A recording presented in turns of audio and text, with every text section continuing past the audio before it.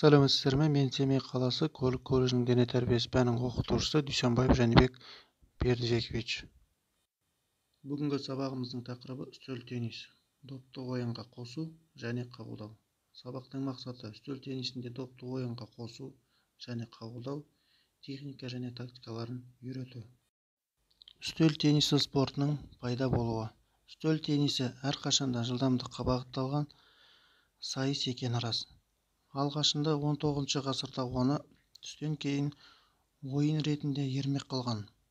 Алғашқы кезде ракеткалар ретінде жылтыр ағаштар қолданылды. Оларда қазіргі таңдағыдай қаптамалар мүлде болған жоқ.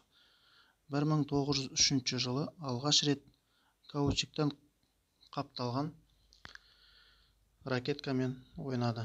Жазғы олимпиада үстел теннисі 1988 жылы Сеулде олимпиадасынан бастап енді, ал паралимпиадалық ойындар 1960 жылдан енгізілді.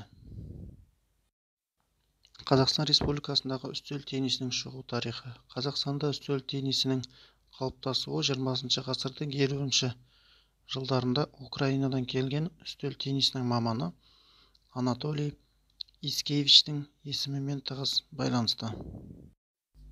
Үстел теннисі спорт ойындарының бір түрі болып табылады. Үстел теннисі ракеткасының салмағы 2,40-2,53 грамм. Шеңбері 11,4-12 сантиметр. Доппен арнайы үстел үстінде ойнайды. Үстелдің дәл ортасында биіктігі 15-25 сантиметр тор тартылады. Үстелдің ұзындығы 2,74, ені 1,52 метр болады. Биіктігі 76 сантиметр. Үстел қоңыр көк бояумен боялады. Допты тордан асыра соғып, үстел бетіне бір рет тигізіп қарсылас жағына түсіруі керек. Үстел теннисі 2 немесе 4 адам ойнайды. Бүгінгі біздің өтетін тақырыбымыз үстел теннисі, допты ойынға қосу және қабылдау. Қазір көрсетемін. Допты ойынға қосу. Допты ойынға қосқан кезде ең алдымен шарды лақтырған кезде 10-15 сантиметр жоғары қарай көтерілу керек.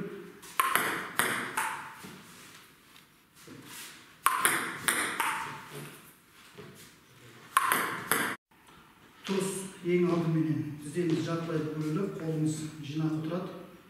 Одан кейін подача берген уақытта бір шаг артқа қарай беруге болады. Қосамыз. Келесін ойынға қостық. Ойынға қосамыз.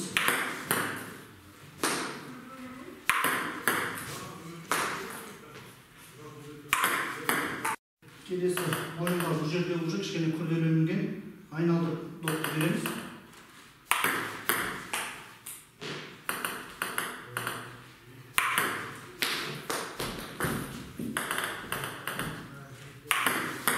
Қателік жүрде, қателік дегеніміз допты ойынға қосқан уақытта сеткіге келіп тиген жағдайда допты ойынға қосқан кезде бұл қайтадан подача берілетін болады, сеткі болып есептеледі.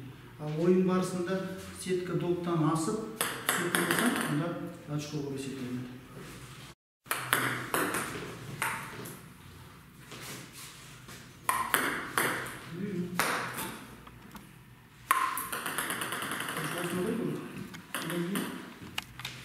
Келесі допты қабылдау. Қазір қарсыласым маған допты подача береді, мен қабылдаймын. Сол жақ, оң жақпенен.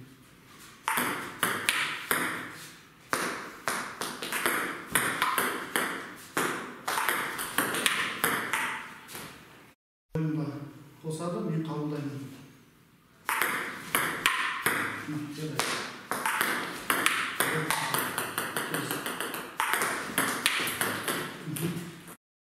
Келесі қарсылас допты береді, мен сырт жағыменен допты қайтаруға тырысам, қабылдаймын.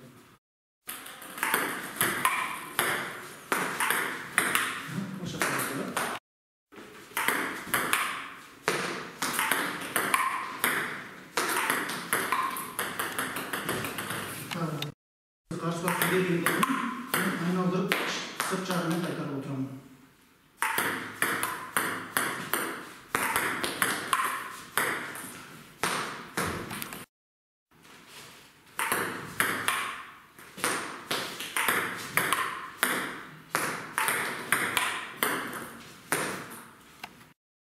Енді келесі бағанағы жаңағы үйренген әдіс тәсілдерімізді ойын барысында қолданып, допты ойынға қосып және қабылдауды ойын барысында көреміз.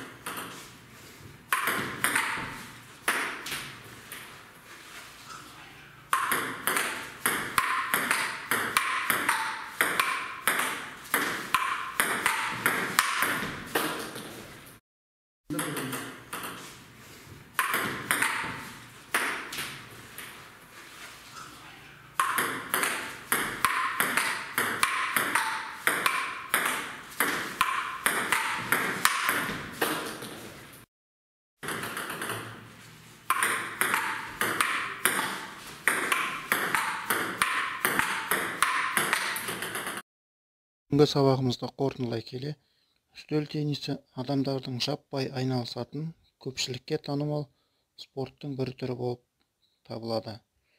Студенттердің үстел теннисімен айналысуы салауатты өмір салтын қалыптастырады, бос уақыттарын белсенді өткізуге көмектеседі.